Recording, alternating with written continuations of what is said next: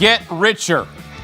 That's not breaking news, but this is. The top free agent is off the board in Major League Baseball. All-star outfielder Kyle Tucker is in agreement with the back-to-back World Series champion Dodgers on a 4-year deal worth $240 million, which would work out to be $60 million AAV.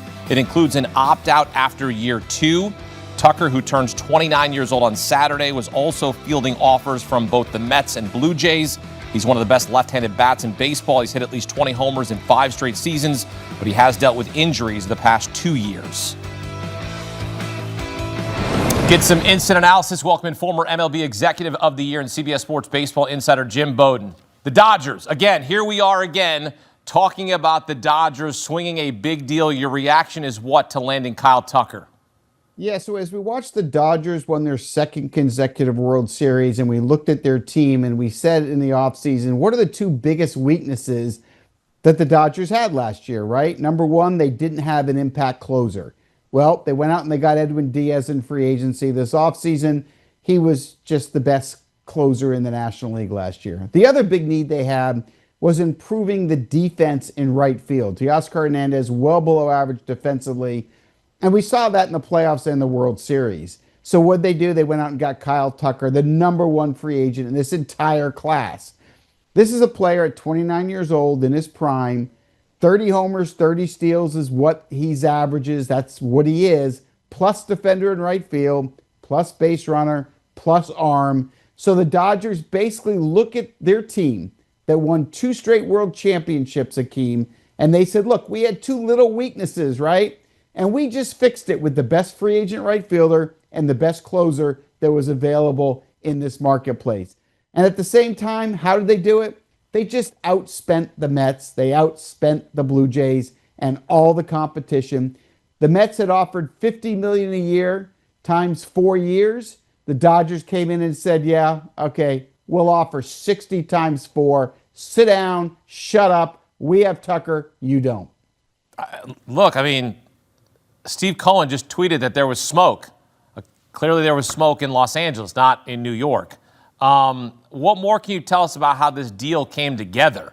Because we didn't hear the Dodgers. It's like they're just lurking, right? All of a sudden, we hear about the Dodgers at the last second.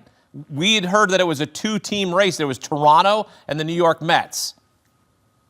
Yeah, that's how the Dodgers operate, right? They're always stealth. That's how they like to operate. Andrew Friedman, the president of the Dodgers, has a long history of that.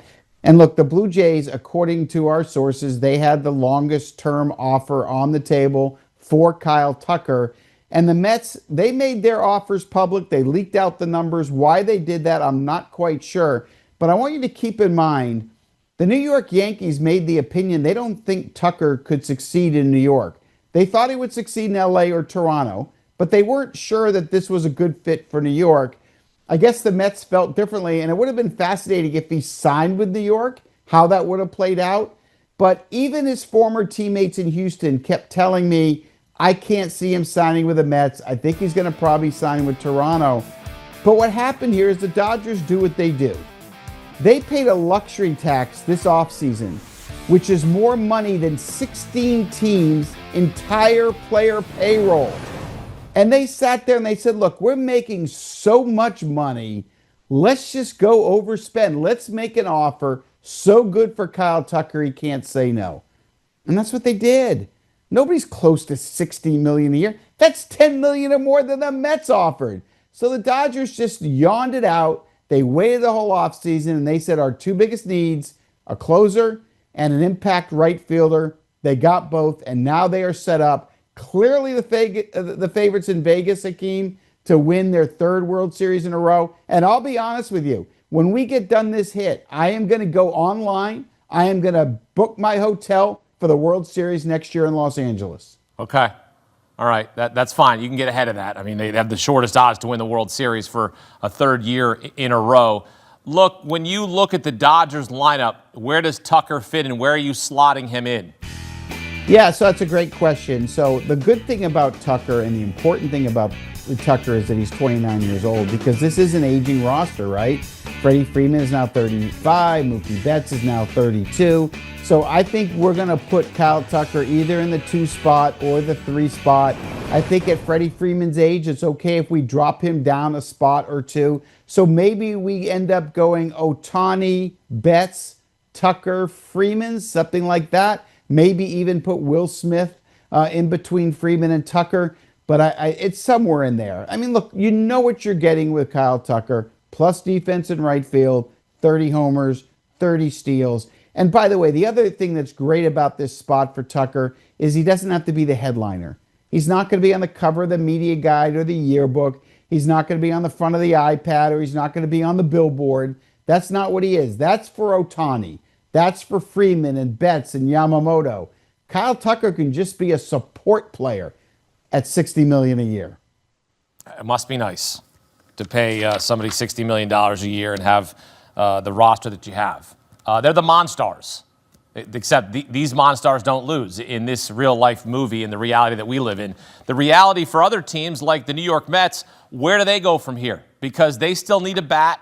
Bo Bichette's still on the market. Cody Bellinger is still on the market. We saw Steve Cohen again tweet that there was smoke and making a Pope reference that maybe something was near, that a deal was close with Kyle Tucker. Instead, he heads to L.A. So where do the Mets go from here? 4th place. I think the Marlins can go by them this year. I do.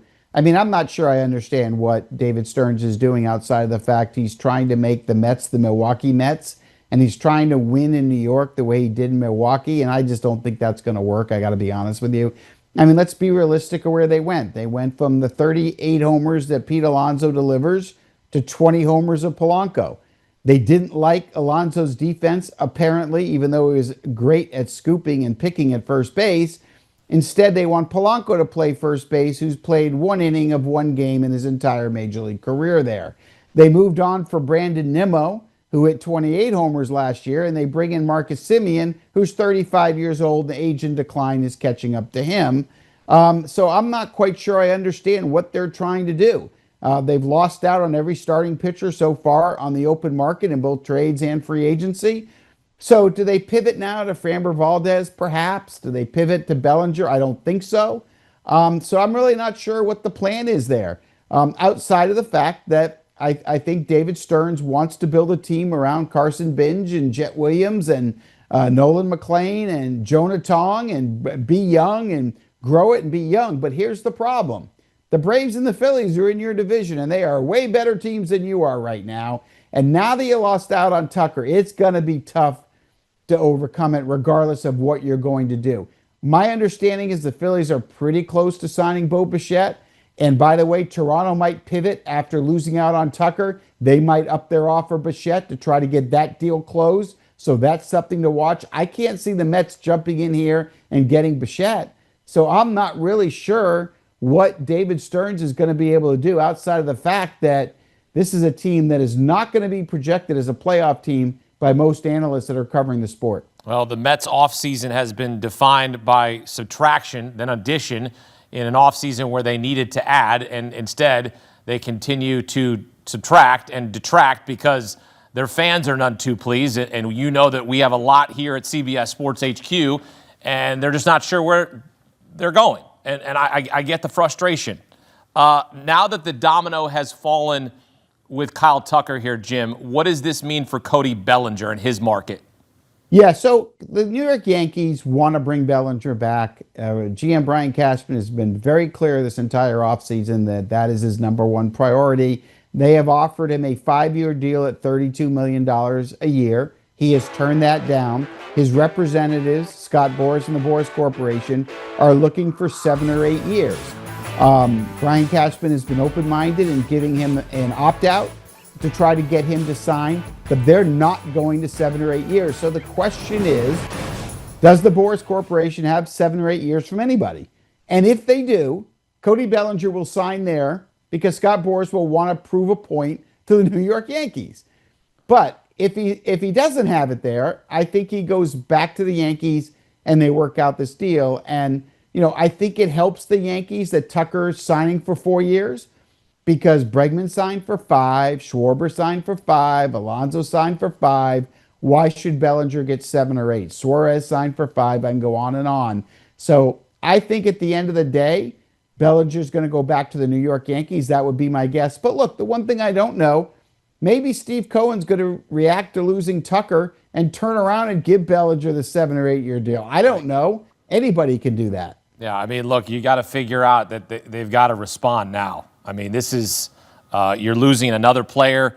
They lost Edwin Diaz to the Dodgers. The Mets now losing Kyle Tucker to the Dodgers. Kyle Tucker headed to L.A. on a massive 4-year, $240 million deal. Jim Bowden with the very latest here on CBS Sports HQ. Jim, thank you. Thanks, Akeem. This is incredible for the Dodgers. Look, if you're a baseball fan, you're going, the bleeping Dodgers again? Like, that's what you're saying. You're going, come on. Like, all the guys they have, do they need more? Yeah, they want to win 3 in a row. They're a dynasty. As you take a look at the highest paid players in Major League Baseball based on average annual value. Now, Shohei Ohtani has some deferrals, so this is just for the sake of the argument, $70 million per season. And right behind him is his new teammate, Kyle Tucker, at $60 million AAV. Could have been teammates with Juan Soto. Instead, taking his talents out to LA. Again, a 4-year, $240 million deal. Opt out after year 2, as our Jim Bowden confirmed here on CBS Sports HQ. Coming up, plenty more reaction